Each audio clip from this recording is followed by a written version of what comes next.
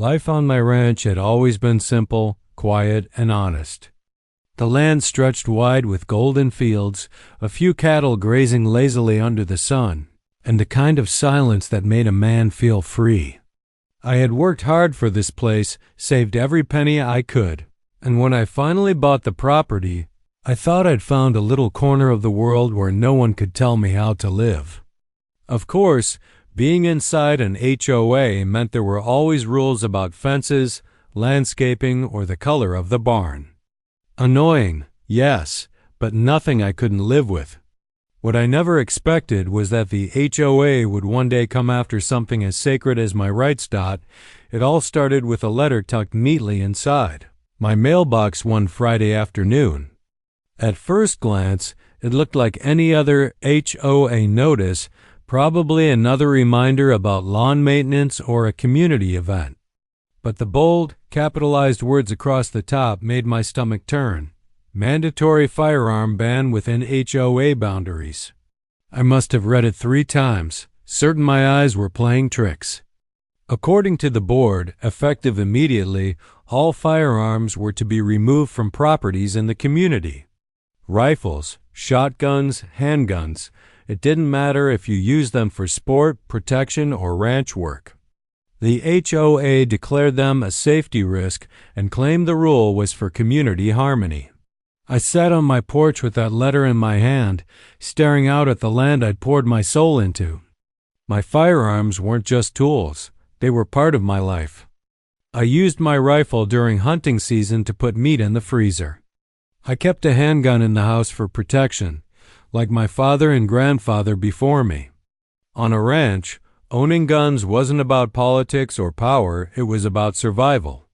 Coyotes, snakes, and even trespassers weren't strangers out here. Now, some HOA committee sitting around a table thought they had the right to strip that away. Word traveled quickly. By evening, neighbors gathered along the dirt road, each one clutching the same letter. Some were furious, waving the notice around, while others looked more defeated, mumbling about not wanting trouble and just following the rules.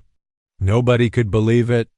The HOA wasn't just telling us how to cut our grass anymore.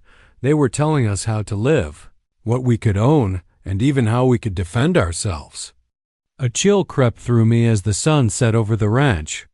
Something told me this was just the beginning of a much bigger fight. The next morning, I marched straight into the HOA office with the letter folded in my back pocket and a fire in my chest. The office smelled of air freshener and fake authority, the kind of place where rules mattered more than common sense. Behind the desk sat the HOA president, a man named Douglas, always wearing a smug smile as if he enjoyed reminding people who really ran this community. I slapped the letter down on the counter and asked him what kind of joke this was. He didn't even flinch. Instead, he leaned back in his chair and told me flat out, "The Second Amendment doesn't apply here. You signed into this HOA, and our bylaws are the law." The arrogance in his tone hit me harder than the words. I told him my ranch was private property, my guns were legally owned, and that no piece of paper signed with an HOA could override the Constitution. He smirked, like he had rehearsed the answer, and said, "This is a private community. Homeowners voluntarily waive certain rights for the good of the neighborhood. If you don't like it, you can move." The way he said it, calm, dismissive, and final, made my blood boil. Later that evening, the community meeting hall filled with neighbors. Some came to demand answers, others just to see how the fight would unfold. The board sat up front, reading from their polished scripts about safety, reducing liability, and protecting property values. When I stood up to speak, I could feel every pair of eyes on me. I asked them how they could justify stripping away rights guaranteed by the Constitution. Douglas, again, gave his favorite line. "Constitutional rights don't override HOA contracts." The room erupted. Half the neighbors shouted in agreement with me, their voices full of anger and disbelief, while the other half sat quietly. nervously glancing at the board like they didn't want to get fined or targeted. The divide was clear: those who wanted to fight and those too afraid to risk it. One older neighbor whispered to me after the meeting that the HOA had already threatened to fine him thousands of dollars if he didn't comply. Others admitted they were scared of retaliation. Walking out of that meeting, the truth hit me hard. This wasn't just about rules, it was about control. The HOA wasn't interested in safety. They were interested in power. And if they could tell us the Second Amendment didn't apply, then what else could they decide didn't apply within these gates? I knew then that backing down wasn't an option. A week passed after the meeting, and I tried to go about my life as usual, hoping maybe the HOA would come to its senses. But one morning, just after sunrise, I heard the crunch of tires on my gravel driveway. I stepped out onto the porch and saw a white SUV with HOA compliance stenciled on the side pull up near my barn. Two men in matching polo shirts and clipboards climbed out, moving with the kind of authority you'd expect from law enforcement. Only they weren't. They were just hired enforcers for the HOA. Still, the way they carried themselves, you'd think they had the power of the state behind them. One of them, a tall guy with a buzz cut, called out that they were here to conduct a property compliance check. I told them flatly they had no right to set foot on my land without a warrant. He smirked and said the bylaws gave them permission, and if I resisted, they'd fine me $10,000 a day for non-compliance. Before I could argue further, they walked right past me and headed for the barn. My fists clenched at my sides as I followed, my blood boiling.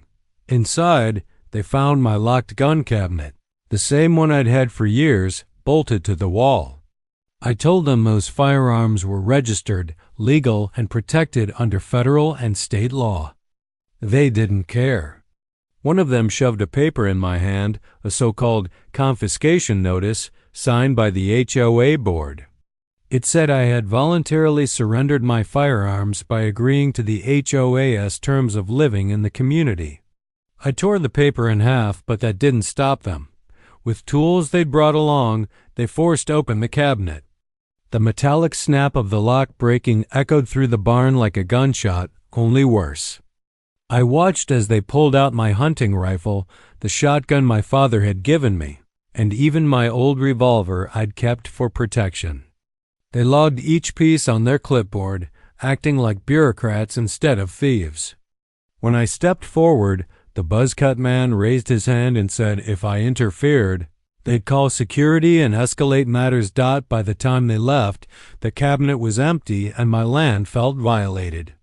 I stood in that barn staring at the broken lock, shaking with anger. It wasn't just about the guns anymore. It was about the principle, the violation of my rights, and the blatant abuse of power. For the first time in my life, I felt like a stranger on my own property. And deep down, I knew this fight was far from over. That night, I barely slept. Every time I closed my eyes, I saw those men hauling away my guns, the same ones I had cared for and respected all my life. The barn still smelled of oil and gunpowder, but the cabinet stood empty, its door bent and broken like a reminder of how little the HOA cared about my rights. By morning, I knew I couldn't let it end there. If I rolled over, they'd walk all over me and every other homeowner who didn't have the backbone to stand up. I started by making phone calls first to a lawyer I knew in town who specialized in property rights cases. He was stunned when I told him the HOA had physically taken my firearms. His words were clear. They've overstepped big time. This isn't just a bylaw dispute.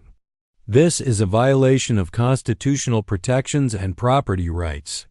Hearing that gave me the confirmation I needed. I wasn't crazy. I wasn't overreacting. What they had done was illegal, and I had grounds to fight. Next, I went door to door, talking to neighbors. At first, many were hesitant, their voices hushed as if the HOA had ears everywhere. But slowly, they began to open up. One man admitted he had given up his shotgun because he was terrified of being fined into bankruptcy. A single mother confessed she had kept her late father's pistol hidden, too afraid to register it but unwilling to let it go. The more I listened, the clearer it became people weren't agreeing with the HOA out of principle. They were living in fear. So I gathered a group of us together in my barn, men and women, young and old. We sat on hay bales and folding chairs, and I laid it all out. The Constitution didn't vanish behind the HOA's gate. We had rights, and the only way to protect them was to stand together. Some were nervous, but others, for the first time, looked determined. I told them I was filing a lawsuit and asked who would stand with me. A few hands went up immediately, then more, until almost everyone was with me. As the sun set that evening, I looked out over my ranch and felt something shift inside me. The HOA thought they could strip us of our freedoms with paperwork and intimidation, but they had underestimated just how far I was willing to go to defend my rights. This wasn't just about me anymore. It was about every homeowner who had been silenced. And I was ready to take the fight all the way to court if I had to.